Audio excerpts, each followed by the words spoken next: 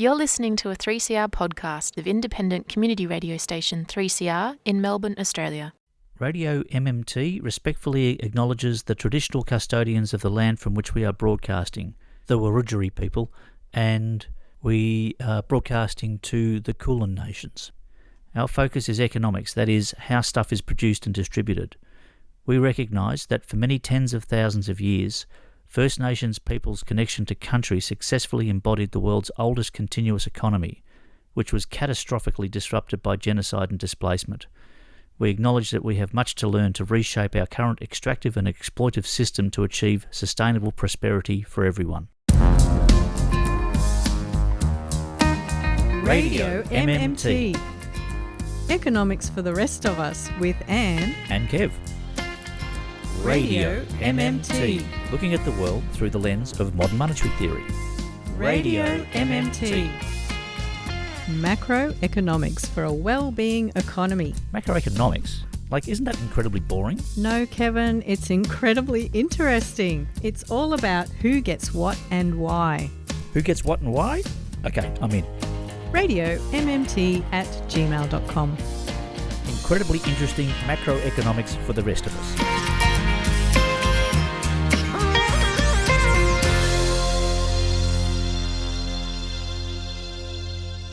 Yes, you are on 3CR Community Radio. This is Radio MMT, and I am Anne, your host for the next hour as we meander our way through the macroeconomy. And I have been away on a really lovely break, and now it's Kev's turn to have a bit of fun. I think he's having way too much fun as we speak.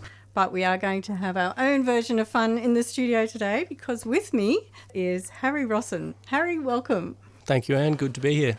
Good to have you here. So, Harry, tonight might not have happened if the seating arrangements at the pub kept going the way they were. Because you and I just somehow we ended up keeping on being down opposite ends of the table, and I hardly got a chance to speak with you. Yeah, we somehow kept missing each other. Yeah, so what we're talking about here are pub nights, so that's a regular thing now. And the pub night group, as Kev and I like to call it, we are sort of coalescing into a group called Public Money, Public Good, which kind of sums it up, doesn't it? Yeah, it's a good name. So if people are in Melbourne and you would be interested in getting on down to the pub and having a chat, then it is every fourth Friday we try and do that. And it's usually somewhere in the inner city in Collingwood or Fitzroy. And if you want to get alerted on where we're going to be meeting, you can sign up at publicmoneypublicgood.net. And I believe these events are even happening beyond Melbourne now. I'm not sure what's going on, but some of the other capital cities, I think, might be having their pub nights. Yes, yeah. I think we've started having them in Canberra and Sydney. I'm not sure if the Canberra one's up and running or not, but I think we've had one or two. There's a rumour. We'll start it. So, Harry, you are part of the international cohort who are studying with Modern Money Lab at the moment. And that's a course known as the Graduate Studies in the Economics of Sustainability. And later in the hour, I'm hoping to hear more about how you apply that kind of economics to the existential crises that we're all facing. But before we get into the heavy-hitting stuff, I am curious about what your personal MMT story is. And I do like to ask people this because coming to MMT, it's not an obvious thing to do because there is so much misinformation out there, not just about MMT, but about the economics in general. So it's not an obvious path to tread. So, Harry, how did you get here? Yeah, it's something we all probably have that eureka moment at some point. For me, it was I think a lot of us who are progressives or into heterodox economics and things like that, you're looking at all the bad stuff, the things that are wrong with the world, the inequality and poverty, and most of us are disgusted by it and want to do something about it. So probably came from more of an emotional place for me, wanting to do something about that. And then I noticed, when you look on the TV or in the news or listening to politicians, it just seemed that any policy that kind of hurt people, like cutting welfare or something, was always couched as good for the economy. And the economy just seemed to be this nebulous kind of thing. And then And then if there was a good policy that's going to help people or help the environment, then progressive people would always seem to be on the back foot having to defend themselves why it was good for the economy. So it just seemed to be something that conservatives had this monopoly on. So I realised it's like this really powerful rhetorical weapon that they have, that they can wield to make misanthropic policy or unpopular or not very nice policy sound like it's technical and it's a necessity and it's just this mechanical thing that has to happen. So you had your doubts, obviously. Yeah, you smell a bit of a rat, like, this keeps working out to the advantage of the powerful and stuff. And then I probably went through the typical kind of pipeline of heterodox economics where you start off on your gateway drugs, your Naomi Klein and your Hajun Chang or something, and then before long you're smoking some Yanis Varoufakis, and then you're always there's that feeling of like something was still missing. Like these guys are always going on about debt and money, and I just, even reading Yanis Varoufakis' book when I was younger, he's talking about the Eurozone and debt and bonds and stuff, and it was an insecurity, like at a weak point, it's like a chink in the armor. It's like, I don't actually really understand that. So you dig into it, and then before long you stumble across the deficit myth and Stephanie Warren Kelton, who's and one Bill. of the MMT economists. Yes, yep. Warren Mosler, Bill Mitchell, Randy Ray, all the goats, goats of the industry. Yes. Yeah. So why did you stick with them rather than keep going off into some other direction? Well, I mean, we're always learning and continuing to, it'd be a bad idea to just kind of put the deficit myth down and be like, all right, I know all the answers to the universe now. But it's definitely like, once you realize the implication of it, it's definitely the missing link, right? Like you can read and learn about all the other heterodox kind of fields, Marxism, post-Keynesianism. They're not mutually exclusive. That's the cool thing. Sometimes you see Marxists being like, oh, MMT, that's not us, which I think is silly. It's like, you should understand how government spending works. Like otherwise it's just going to be a vulnerability for you. I always think of it as MMT is not the only thing you need to know, but it's definitely a necessary thing to know. 100%, yeah. And we'll probably get into that later when we talk about degrowth and stuff. Sure. Well, speaking about all the misinformation that is out there, I was listening to a bit of mainstream media and I did find myself jumping up and down, yes, getting a bit infuriated. So I thought I would just share some of that infuriation. So here's a blip from the mainstream media. Australia's debt is about to cross $1 trillion for the first time in history. This is big. National debt is on track to surpass $1 trillion in the coming weeks as Jim Chalmers prepares to deliver his May budget. For the very first time in Australia's history, Australia's debt will soon hit $1 trillion. We learned today that the federal government's total borrowings figure is due to hit the $1 trillion mark. Just close your eyes, I'll sing you this conspiracy lullaby. Jim Chalmers is about to hand down the May budget. Before he even stands up to speak, Australia will have smashed through the $1 trillion in debt mark. We're in debt up to our eyeballs right now. Well, in 1969, they faked a landing on the moon. This debt did not just happen. It has been cooking for years. Global warming can't be real. Walt Disney's head, hey, what's the deal? Let's be clear, when the government spends more than it earns, that gap becomes a deficit. And when you run a deficit, you borrow money. And when you borrow year after year, that becomes debt. So a blowout today is a bigger debt tomorrow. This is Finance 101. And so it must be true, or am I going insane? Well, it's clear Labor's pathological obsession with big spending isn't going anywhere. It was actually bigger government spending. And this is just the first layer, because the deeper you go, the uglier it gets. The world is just a hologram, the Titanic and insurance scam. The face on Mars looks just like Henry Ford. Australia is paying around $2 billion per month in interest. That could hit $3 billion per month later this decade. The earth is flat and that is that I heard from a guy named Dave. At the moment, we're paying about $25 billion a year in interest on the debt. Wow. The fastest growing line item in the budget is not NDIS, it's interest. It's growing at around 13 to 14% per annum.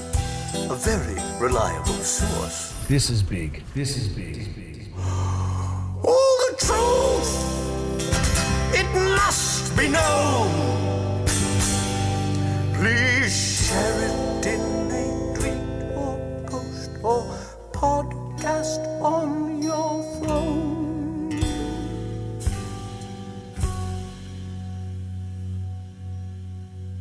Wow. Wow, indeed, Harry. Who needs conspiracy theories when you've got everyone talking about this debt myth all the time? And I just want to clarify, I'm not disputing the number. It's quite likely that we've drifted or drifting towards that $1 trillion number. And we're not disputing that the federal government now and federal governments past have spent this money. But I think what we're disagreeing with is that we're calling it a debt. So what would be your take on it?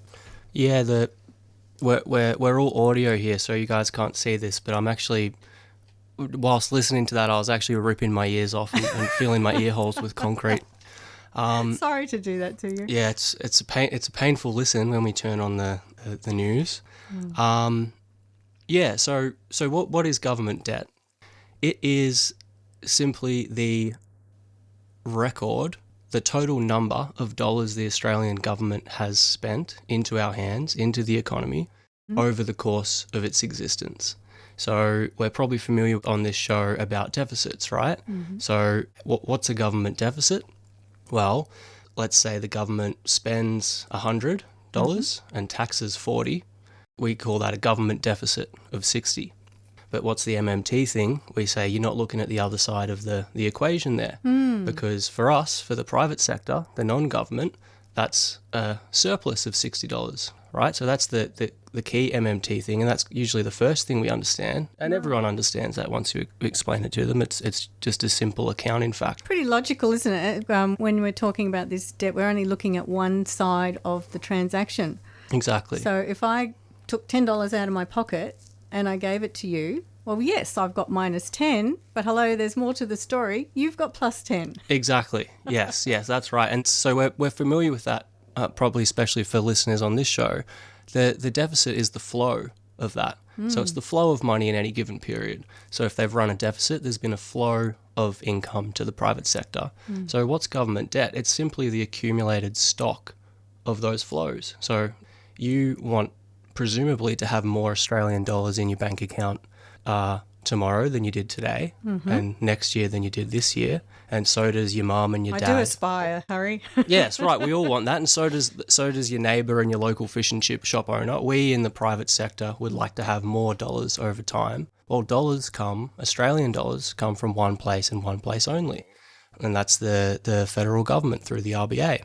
Yes, it gets a little bit more complicated because we've chosen to let banks create them when they make loans. But at the end of the day, those are all coming from the government's balance sheet. So what's debt?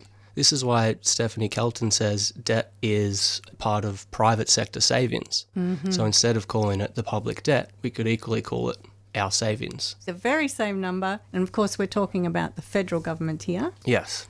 And we're talking about the federal government's debt is exactly the same money that if I've got $10 in my bank account, that's part of the federal government debt. That's right. Yeah, exactly. So yeah, I could press a button right now, like Stephanie does this kind of thought experiment. I could press a button and get rid of all the government debt, and that would get rid of all the bonds and the savings that are out there held by the private sector. So not a very good idea. And once we understand this, I mean, it makes a lot more sense. Like if you look at America, they've got their debt ceiling. It's an arbitrary number where they say, we don't want the debt to go over this. Well, since its inception in the 30s, they've raised their debt ceiling 100 times, over 100 times, right? So if it was this scientific thing that we can't do it, and every time they've bumped up against it, it's Armageddon and it's going to be hyperinflation and stuff. But of course, it never is. They just raise it. And why is that? Well, because like we just said, yeah, we want generally in a capitalist economy, we're going to tend to have a private sector that's trying to save. So we're going to have more dollars in the system in 1980 than we did in 1970, and we're going to have more in 1990 than we did in 1980. And it just so happens that they accumulate as something called treasury securities or government securities in Australia. Okay. So you run that deficit, you've created your $60 for a private sector that's out there getting spent in someone's bank account. But the way it works is, let's say the Australian government in 1 year runs a deficit of 100 million. And let's say they don't tax any, so they just spend 100 million on they want to build a bridge. So there's a tender process, and a private builder or contractor is hired to build the bridge, and it comes time to pay them their 100 million. What happens? Parliament approves that 100 million in spending. The government treasury instructs their bank, the RBA, to credit the account of that contractor or builder, so they might bank with Westpac. Well, they'll say, hey, Westpac, can you please credit their account? And Westpac will put a plus 100 million on their little spreadsheet, and that bridge. Voila. That's right. Yeah, you've created money, but you've also created. The bank sits there and goes, hey, that's great. I've created this bank money for these guys, but I need something to balance things out on my end.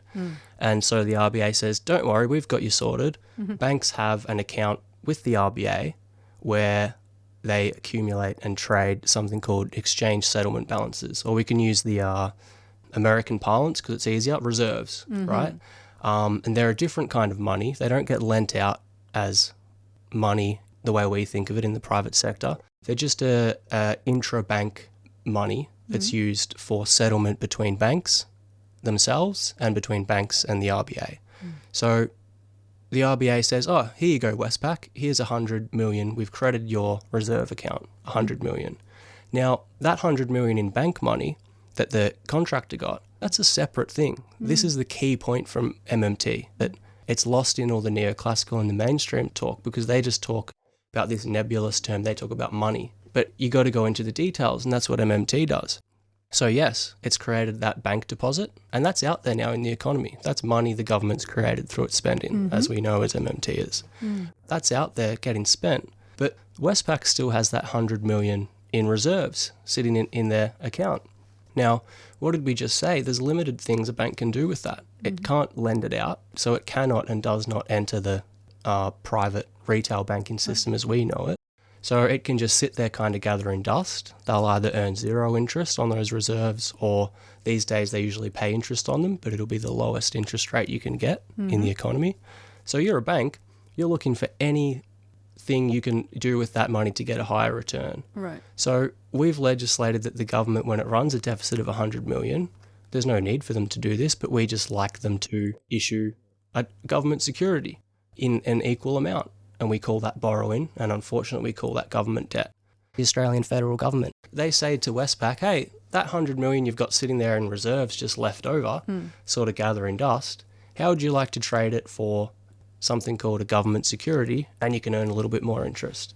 If you're the bank, it's a no-brainer, right? Of course you do. I never heard of a bank that didn't want to make more interest. That's right, and that's what happens. So in Australia, government bond auctions are always oversubscribed. There's always more demand. The banks are always scrambling to get them, and why wouldn't they be?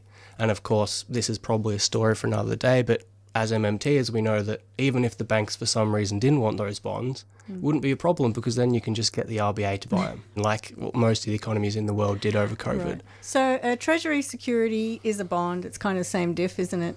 And the way I think of it is that they get away with calling this $1 trillion a debt because of the bonds getting involved in the whole process, because for anyone else who's issuing bonds, they would be borrowing. But for the federal government that makes the currency, it's not borrowing. Yes, yeah, it's not borrowing in any sense that you could legitimately call it borrowing, in the sense that what did we just say in that previous example? They created the reserves themselves. They created one type of Australian dollar just out of thin air. And then they said, hey, would you like to trade that for another kind of Australian dollar called a bond?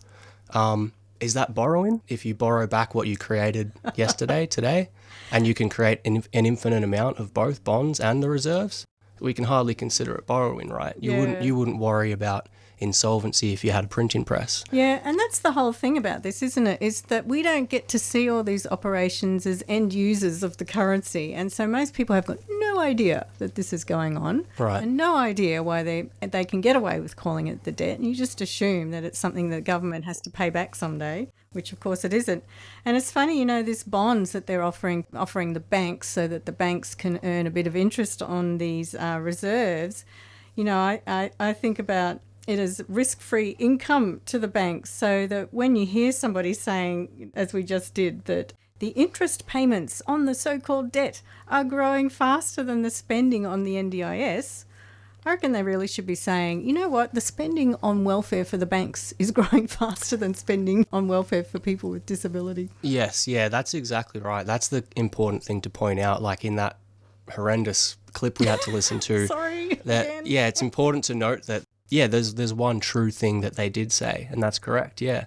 When we've got, and again, there's no need to do this, but we choose to have rules where the government has to issue debt to match its deficits, well, then it will accumulate debt because it will run deficits over time. Exactly. Well, I was apologising to your ears just before, Harry, but I probably aren't that apologetic because I am going to keep beating this dead horse.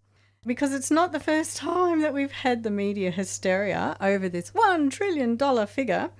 And I did find a conversation from just prior to the 2022 federal election, and that was when Labor won government. And at that time, Peter Dutton, who was the Defence Minister, and Richard Marles, who was Labor's Deputy Leader of the Opposition, they were discussing what were the key issues, apparently, facing voters. And they were discussing that with Alison Langdon of 9 News Australia.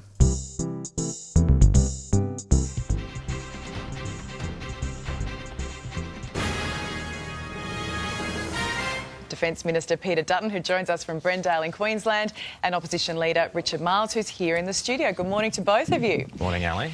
Richard, you do seem okay with a whole lot of debt. Let's be clear, this is the government which doubled the debt before the pandemic started. This is the government which is first one to go to an election with $1 trillion of debt. Well, I mean, we could have taken a decision not to roll out JobKeeper, but 700,000 or 800,000 Australians would have lost their jobs. Literally tens or hundreds of thousands of businesses would have gone to the wall. So, yes, we've built up debt over the last couple of years of the pandemic, but this is the greatest shock to our economy since the Great Depression.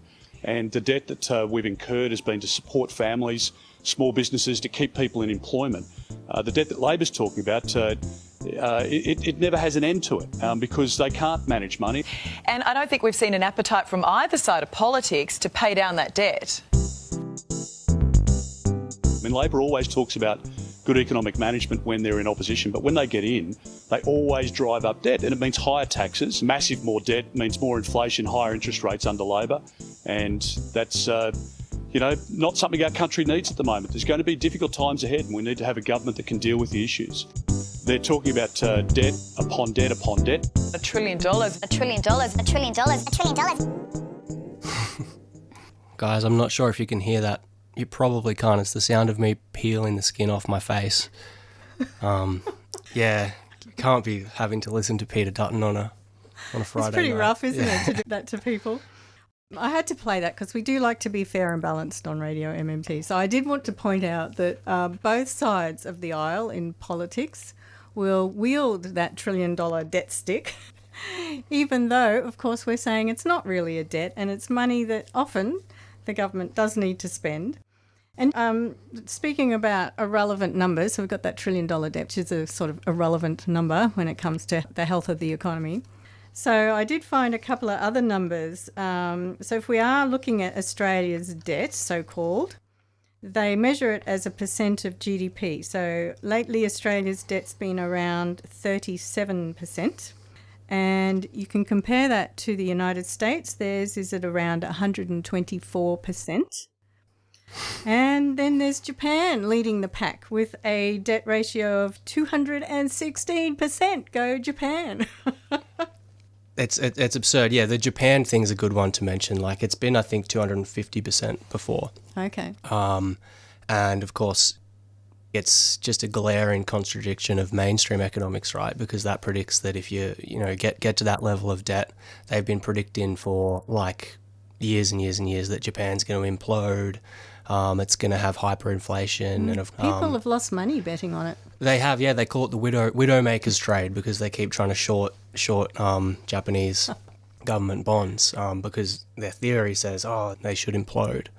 Coming back to Australia, you can go back to 2019 and hear Josh Frydenberg saying the exact same thing right on the eve, the precipice of the COVID thing. December 2019, he's on the radio saying, We've got no money. We've got no. We need to get the debt down and all this stuff. We're going to have to cut Social Security. Yeah, right. And then about 3 months later, the government was spending spend. Yeah, like a drunken sailor. Exactly, huge amounts, massive, like the biggest it's probably ever has, probably since wartime.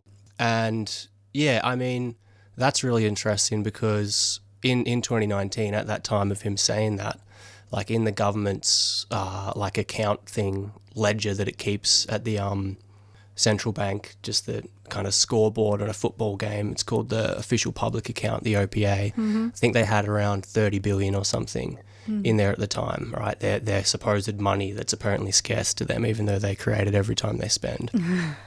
And to be clear, we shouldn't have to look for a smoking gun, right? Because the thing with MMT is it's a logical point, first of all. The dollars only come from one place, so the spending has to come first. We shouldn't have to look for a smoking gun and things like that, but these contradictions are everywhere. So there's only 30 billion in the OPA. The amount of currency and reserves in the system at the time, I think, were just over 100 billion or something. And then suddenly, in a heartbeat, the government's spending like multiples of that. Yeah. That was the job keeper. Yeah. So they took on a big chunk of the nation's payroll, didn't they? Right, exactly. Like, did the tax man come knocking on your door in January 2020 and say, "Oh my God, the government needs a couple of 100 billion"? No, they didn't. Hi, I'm Kim Salmon. I'd like to have a quick word about public radio, particularly 3CR. The thing about public radio is that it's more open than the more formatted types of radio to what's going on around it. So when you listen to it, you're more likely to hear a reflection of real life. And 3CR, being in the heart of Smith Street, Collingwood, is a particularly good example of what I'm talking about. If you'd like to subscribe, the number is 9419 8377. You've been listening to the sand. You could never understand. Feel the fortune flowing. You know it isn't stuck. You mentioned that the tax man comes knocking at your door. That reminded me that I would like to acknowledge that debt is a scary word. And in fact, for anyone who doesn't issue the currency, which would be you and me, Harry, and most people I know, if you get into debt that looks unpayable, it is really a terrible situation to be in. And, you know, you just have to look at experiences throughout history where you've got the so-called third world debt. So nations can get into debt. Say the debt is denominated in US dollars and you're a South American nation, well, you don't create those dollars. So being in that kind of debt is pretty horrible. And then, you know, you've got moments in history where you've had debt prisons. People would get thrown into prison for debt. Or you had indentured servitude. So people would get sent halfway around the world to work like slaves to pay off their so-called debts. So debt is a real experience, I think, in the psyche. This is why you can scare people with it. Oh yeah, it's biblical. I mean, it's in the name too, bond. That goes back to like ancient times when if you couldn't pay your creditors, your children and your loved ones would get taken as a bond servant. Horrendous. Yeah, so. And we even can look closer to home and more recently at robo-debt. So, of course, there you could see how debt is so psychologically painful that people actually killed themselves when they thought those debts were real. And, of course, no one's been held accountable for that one. But I think it was only the MMTers who were pointing out at that time that that whole sorry saga with robo-debt, that only got set in motion under the cover of this story that the Australian federal government's in debt and it needs to somehow find a way to get the money back. Yeah, It's important to keep in mind, like, austerity kills people. And so that's why it's so important to educate people about this. I mean, let's go to a real-world example. Early 2000s, Costello was the treasurer he was celebrated for delivering, I think, 11 fiscal surpluses in a row to reduce the debt, right? Like, it's not like there haven't been natural experiments to see what happens when we do this stuff. Best treasurer ever. Yeah, we're supposed to celebrate that, which we already know that's silly, because if you're celebrating the government running a surplus, what are you celebrating? Them sucking more money out of the system, deleting more money through taxes than they're giving you through spending. So it's silly, it's celebrating getting robbed. But the irony goes deeper than that, right? So what was the consequence of Costello running these surpluses? You deprive the private sector, the non-government sector, of the net financial assets, of the dollars that it needs to save and to maintain its current spending. And yet we avoid a recession. Yes, the foreign sector plays a role here in mining and stuff, but that's another story for another day. What's really happening there is, in the early 2000s, the government's sucking all this money out of the system. It's just an accounting fact that to maintain your household's living standards and your current spending, what do? You go into private debt. So right then, when we can see them all cheering that public debt's going down, yes, the people who can't run out of money aren't in debt anymore. We're supposed to celebrate that. But what was happening then? Australia's private debt was skyrocketing. They were deregulating this stuff. Australians have been encouraged to spend. People ran up their credit card debts. They took on big fat mortgages, creating a housing bubble. And now we're living the consequences of that. It's tearing at the social fabric. Fascists are tricking the gullible amongst us into blaming immigrants. Neo-Nazism is rearing its ugly head. Those are the consequences of reducing the national debt. So thanks, Costello. Well, on that note, let's take a break, and we will be back with our conversation with Harry, and we might get on to degrowth. Radio MMT. The facts about economics. Radio MMT. With Anne and Kev, bringing you fair and balanced reporting. They are bastards, utter and complete bastards, Anne. That's right. We're really digging into this bastardry. It's a smokescreen for corporations to increase their profit margin. All these big lies. Corporate profit and greed. They're considering it in their evil plans. He's the archetype megalomaniac neoliberal. The government pretending to be there for the people. The neoliberal ethos of squeezing workers. This power struggle is continuously playing out under our very noses. So it's simplistic and it's inaccurate. What kind of an economic recovery strategy is that? Do you reckon it's more effective to say it's spurious to say the least, or it's bullshit? Radio MMT. The second and fourth Friday of each month. Between 5:30 and 6:30 p.m. Here on 3CR Community Radio.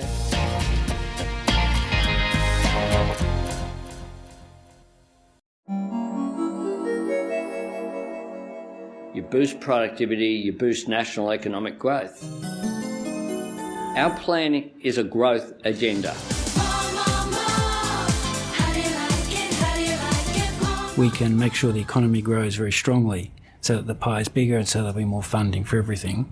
That's the best option. Well, obviously, it's about growing the economy. Grow the economy, grow the economy, grow the economy. So our goal is to grow the economy, an economy that is expected to grow by 4.25% this year and 3.5% next year.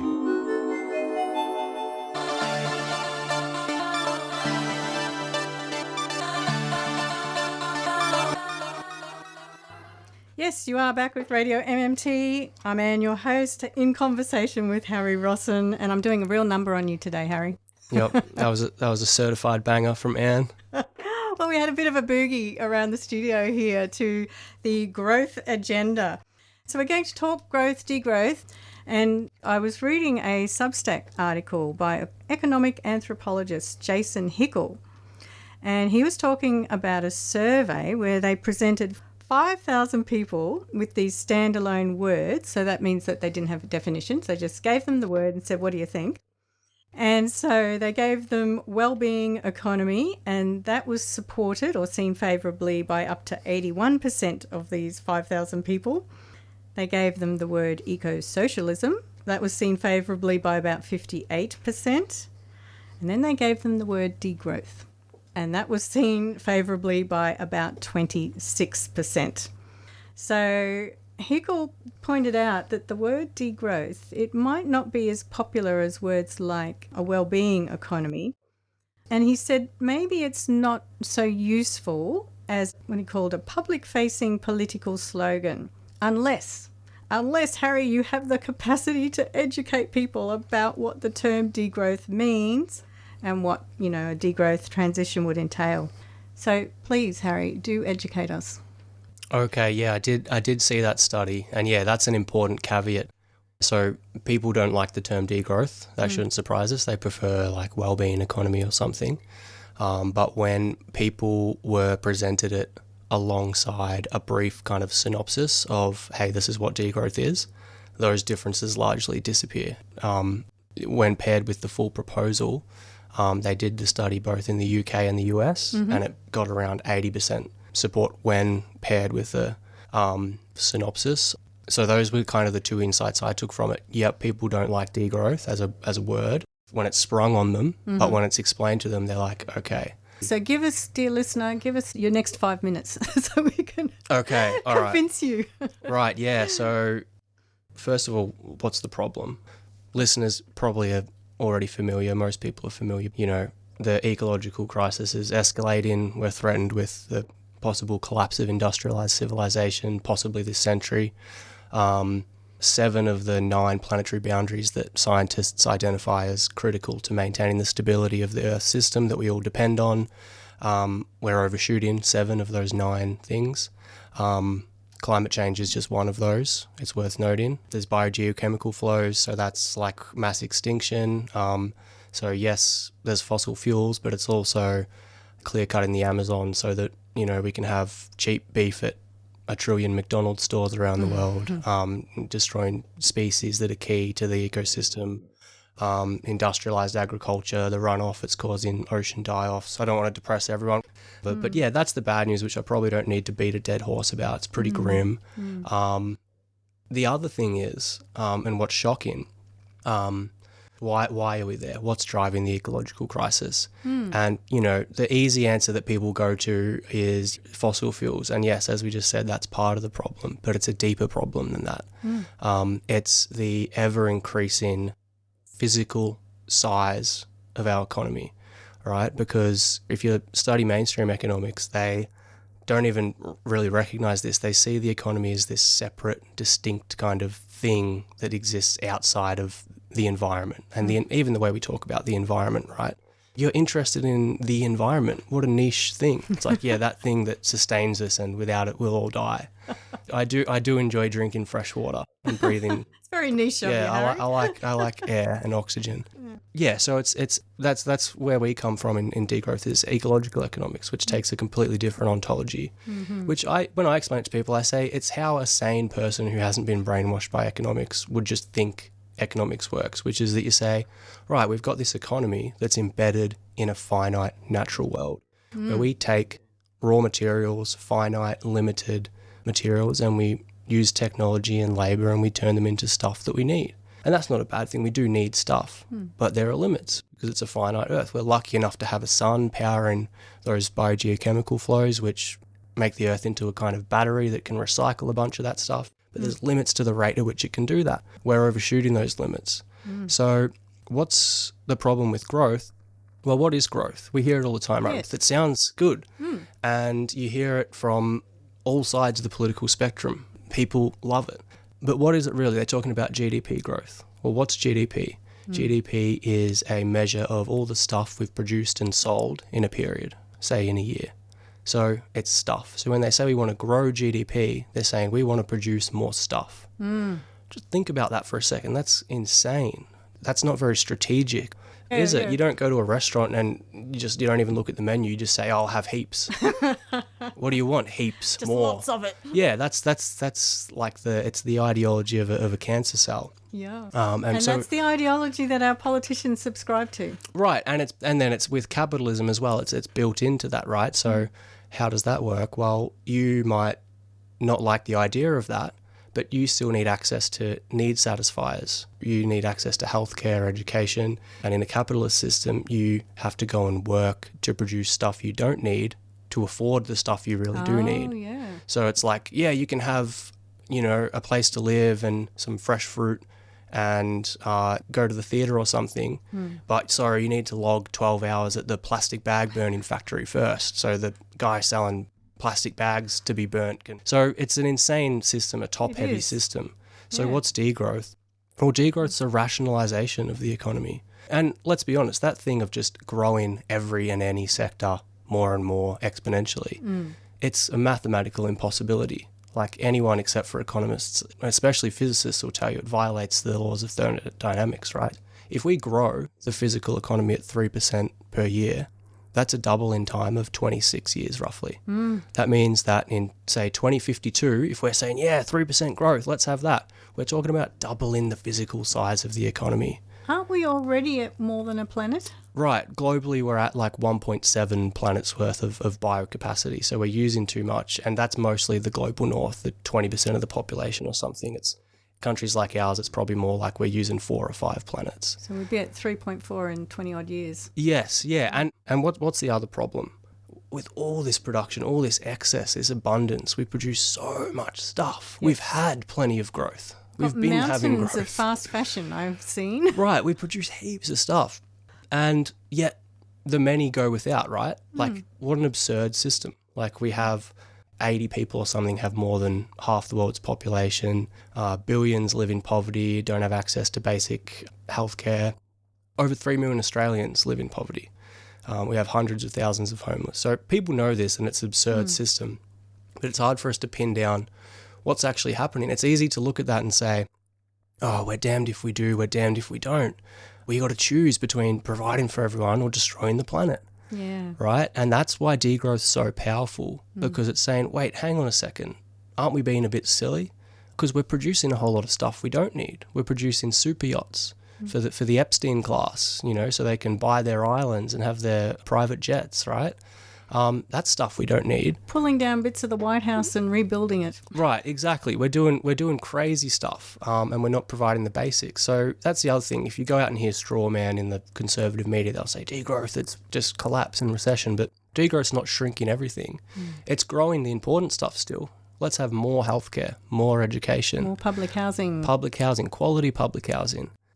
And let's have less private jets and super yachts and billionaire pedophiles bombing people. Ballrooms at the top of skyscrapers, yes, and bombing people. Right, exactly. So it's really a rationalisation of the economic system. It's getting away from this blame the victim where we say use your paper straws and stuff and saying, hang on, the thing that's causing this is on the production side. We're producing a whole lot of crap so that people who own stuff can own more stuff so that billionaires can get richer, which people realise, but I don't think we've really put 2 and 2 together and said, hey, we can have one without the other. We can say, all right, let's put a cap on resource use. Let's slow down. And so that's what degrowth is. If you want the kind of tagline, just paraphrasing here from one of the key researchers, Timothée Parikh, it's a planned downscaling of production and consumption in a democratic way that reduces the ecological footprint while providing for everyone's needs. And what does that look like in the day-to-day? Well, if you want the kind of laundry list of degrowth policies, that looks like work time reduction. So let's reduce the working week to 3 days a week. Woohoo! I keep hearing 4 days and you've gone down to 3. Let's go 3. And like maximum income, so capping income, but also capping resource use. So you can have like a sliding scale. You might get every household in Australia gets a quota of energy for free, but then it becomes prohibitively expensive after that. You can do the same thing with giving everyone a kind of stipend of fresh, locally produced produce that publicly paid workers might tend to public gardens. You can think of this stuff.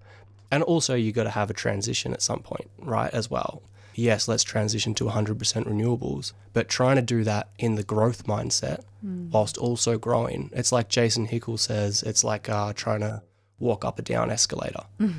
I mean, let's say I switch a button right now and I can transition us to 100% renewables, everything, the whole economy. Well, what did we just say? If we're growing at 3% per year, well, it's like that means nothing. In 2052, you've got to be prepared to do double that. You got to have double the lithium mines, double the amount of child slaves in the Congo mining your rare earth minerals for double the amount of iPhone, so you can have your iPhone 47. So it's not just your energy, it's all your other physical materials as well. Yeah, by stopping the growth fetish, we make the job of achieving 1.5 degrees and actually having a sustainable economy actually something we can do.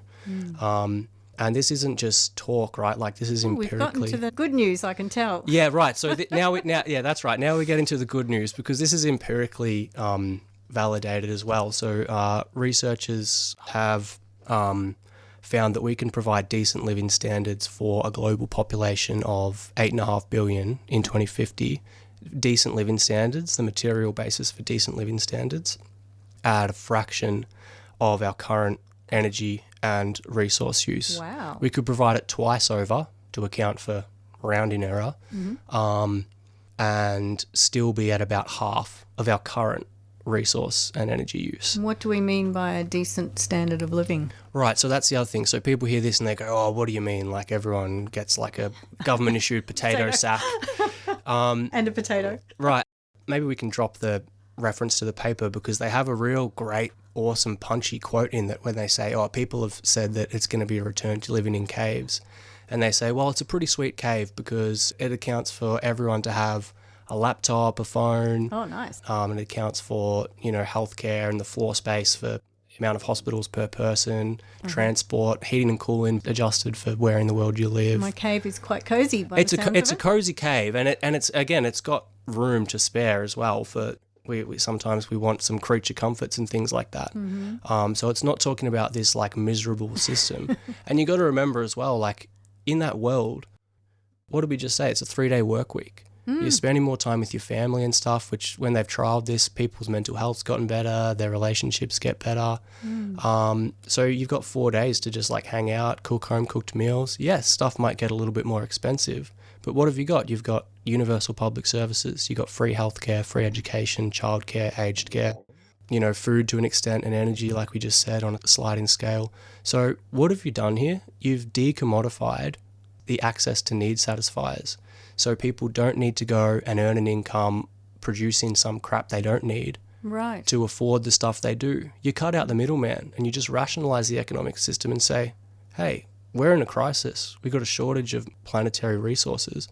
Let's make sure everyone has healthcare, everyone has quality housing, everyone has education. So that's a key thing, isn't it? The universal basic services, along it's with crucial. Telling the billionaires that they really shouldn't have 5 aeroplanes. Right, because if you look at the first few things on that list, you'll go, reducing working time, oh my God, what's going to happen to my income? I've got kids to feed, I've got rent to pay. But this is the genius of the universal public services. You decommodify it and you just provide it directly. Now, the next thing you say is, oh my God, who's going to pay for that? That sounds expensive. That's where you tie it back into the MMT. That's why MMT is so important. Because there's one entity in the country. You can't go and just provide free healthcare because you're a nice person. If you're a capitalist or something, your business will go under because you're not the currency issuer. There's one entity that can do that, and that's the Australian federal government. Once we understand that as voters, it massively expands the horizons of what we expect for them and what we can demand, because it makes us see that the Australian dollar is actually a public utility. It's our collective resource. It's a tool for organising resources. It's not a thing the government needs to get from rich people. So what's the takeaway? Money doesn't grow on rich people. It comes from the government. So money's not the problem. So that solves a big part of, we've got problems, we don't need to add imaginary problems about the government running out of money. So if people can take that away, we'll be happy days. I wish our politicians would listen to more people like you, and we'll have to get you back to Radio MMT, but thank you so much for coming in. Thanks for having me. Yeah, we'll see you another time.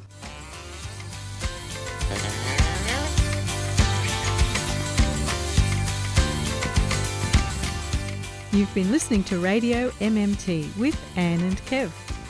We'd love your feedback. Email us on radiommt@gmail.com or search Radio MMT on social media. Listen to this show anytime wherever you get your podcasts or on 3cr.org.au/Radio MMT. Support this show and the station by subscribing to 3cr.org.au and mention Radio MMT. We thank all our guests And we thank economist Professor Bill Mitchell and his mmted.org, educating the masses on modern monetary theory. And thank you to our listeners for listening. And I thank you, Kevin. And I thank you, Anne. So what's planned for next week? Kevin, there is still so much to talk about. We've got to expose all this rotten economics. Well, no, that's good, and I get it. Do you reckon we could use a bit more music? Well, I made a list of all these terrible economic theories. Like, I've heard of the theory of comparative advantage, or the quantity theory of money, or the loanable funds theory. Have you heard of a band called Single Gun Theory? Like, they're a really good band. I'm sure there's a whole range of, like, macroeconomic music that I could bring into the show. Yeah, but we really need to do marginal productivity theory, not to mention the natural rate of unemployment and the money multiplier. You've got a pretty good singing voice. I play bass. Bill, he plays guitar. I reckon we could form a macroeconomics band. Like, we could deliver this whole message by music. Well, we could call the band the permanent income hypothesis, or the Ricardian equivalence, or rational expectations. I think we're onto something here. We're trying to make macroeconomics more interesting to the masses. We're going to form this band and sing it to them. And we're going to bring the economists in. We're going to get musical. You've been listening to a 3CR podcast produced in the studios of independent community radio station 3CR in Melbourne, Australia. For more information, go to allthews.3cr.org.au.